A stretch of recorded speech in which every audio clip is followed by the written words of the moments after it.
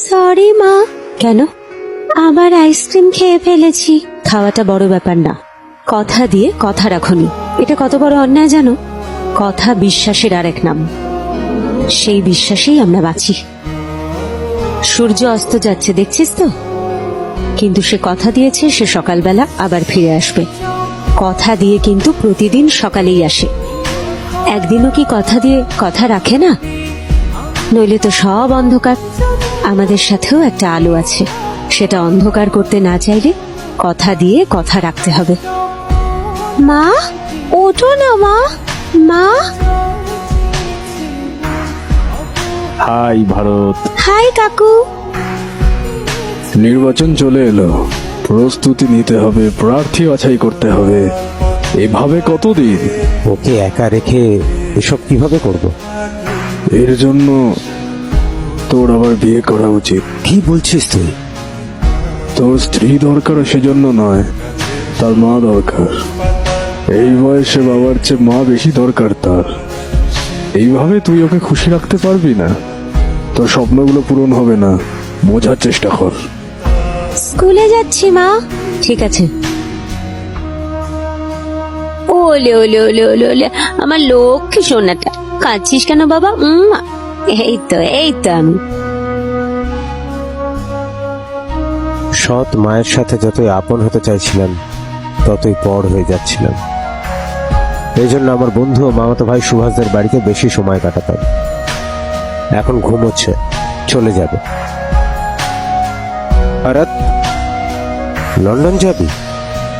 থাকতে পারবি ওখানে একা? পারবো বাবা, সুভাষের সাথেই পড়াশোনা করব বাবা।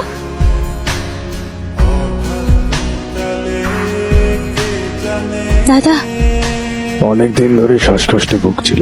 ঠান্ডা হয়, অস্বস্তি বোধ করলে হাসপাতালে নিয়ে যাই।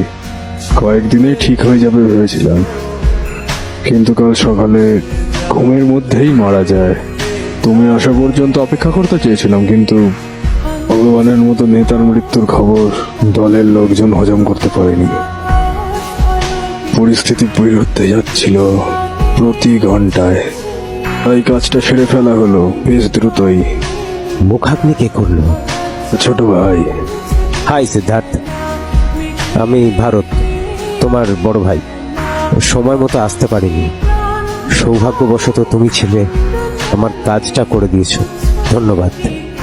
মঞ্জু, সিদ্ধার্থর সঙ্গে দেখা হলো, কোন কথা বলতে দেখলাম না।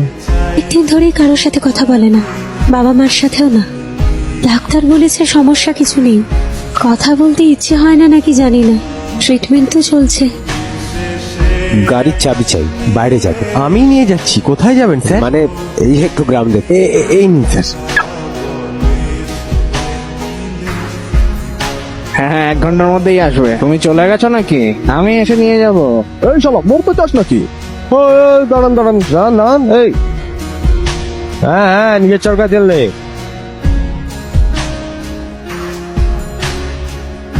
পরবর্তী মুখ্যমন্ত্রী কি হবে তা নিয়ে সবাই চিন্তিত। রাঘব স্যার আর আপনি দলের মূল। আপনি হলেই সবাই খুশি হতাম, কিন্তু আপনি আগ্রহী না হলে শুনতে পাচ্ছি অনেকের মুখে আপনি না হলে নতুন মুখ্যমন্ত্রী আমার হওয়া উচিত বলে দলের অনেকেই বলে যাচ্ছে। অন্য কাউকে বানালে আমার জন্য দলের মধ্যে ভাঙন ধরুক, সেটা আমি চাই না। বাকিটা আপনার ইচ্ছা। আমি এখন গেলাম।